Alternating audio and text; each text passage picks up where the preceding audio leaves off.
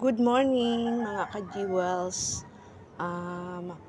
Maaga kaming gumising ngayon, alas 4 pa lang ng madaling araw para pumunta or mapuntahan yung palengking pinagmamalaki nila dito na kapag alas 4 daw ng madaling araw ay open na at mura lang yung mga bilihin.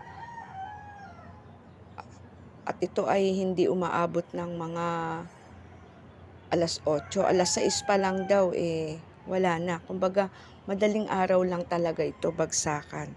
Kaya, yan, madilim-dilim pa. Naglakad na kami papunta doon sa sinasabi nilang palengke.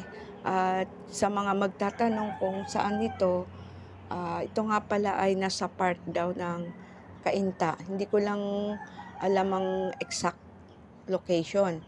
Kaya kaway-kaway dyan sa mga taga-Cainta, pwede nyong i-comment sa comment section sa ibaba kung saang eksaktong lugar itong pupuntahan naming palengke. At yun nga, mahaba ang aming nilakad dahil mula pa kami dito sa Taytay. Naglakad kami hanggang Tikling at lakad pa rin hanggang papunta doon. Pinaka-jogging na rin. Pampalakas nga ng katawan at mag-good for the heart yung paglalakad ng maaga sa palengke. At yun nga, mahaba-haba aming nilakad at nung makarating kami doon, alas 4 pa nga lang, ang dami ng tao, ang sikip. Masikip na at halos dikit-dikit yung mga tao, daming mga paninda. Yan, kami, nagulat nga ako, sabi ko, totoo nga pala, ang daming kaya pinabayaan ko na lang yung mga kasama ko, sila yung namili sa loob at ako ngayon lumabas at kumuha ng maikling video na ito. Ayan, makikita natin, ang dami, daming tao, ang daming paninda at mga mura na, lalo daw pagka bandang alas 6, alas 7 na ganun, bagsak presyo na raw ang mga yan. Mga isda, tumpok-tumpok na. Kaya sa mga nag-i-stock ng ulam, may mga rep, pwede kayong dumayo dito para bumili ng mga murang pang-stock nyo na ulam sa rep. At talaga nga namang mura. At yung nabili namin ay sariwang-sariwa pa, talaga napakaraming tao. So hindi na kami nagtagal dahil talagang ulam lang naman yung dinayo namin.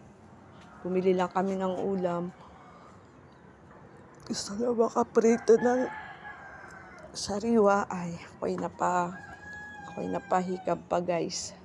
At maaga pa kasi dito. Kaya yun, pag uwi namin, nakakatuwa kasi may bagong lugar na naman akong nalaman. Kumbaga, trivia para sa mga nangangailangan ng pang-stock dyan. Ito ang magandang puntahan or bilihan ng mga pang-stock nyo na mga ulam or kung ano pa mang bagay. Pero ito nga daw ay halos alas 6 pa lang ay sarado na. Alas 4 ng madaling araw ay hindi na mahulugan ng karayom yung mga mamimili. Pero pagdating daw ng mga alas 6, wala na, madalang na lang ito. Umaabot pa naman daw ng mga alas 8 doon sa mga talagang parang nangihinayang sa 8 a.m. alas 8 ng umaga. Alas 6 ng umaga, medyo madalang na. At alas 4 ng madaling araw ay sangkatutak ang mamimili. Ayan nga yung tulay ng Tikling sa mga nakakilala dyan. Shout out din sa mga taga Tikling. Yan. Comment kayo kung saan kayo, Tikling or Cainta, Taytay, Antipolo, yan. Nasa mga karatig bayan lang kayo, ay shout out kayo para malaman natin kung sino-sino na ang mga at kung saan na nakarating ang video natin ito. So yun lang guys for today's video.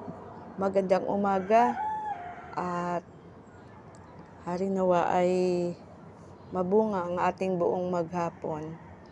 So gaya ng paulit-ulit kong sinasabi, simula ng araw, ng may ngiti sa labi. Thanks for watching and see you on my next video.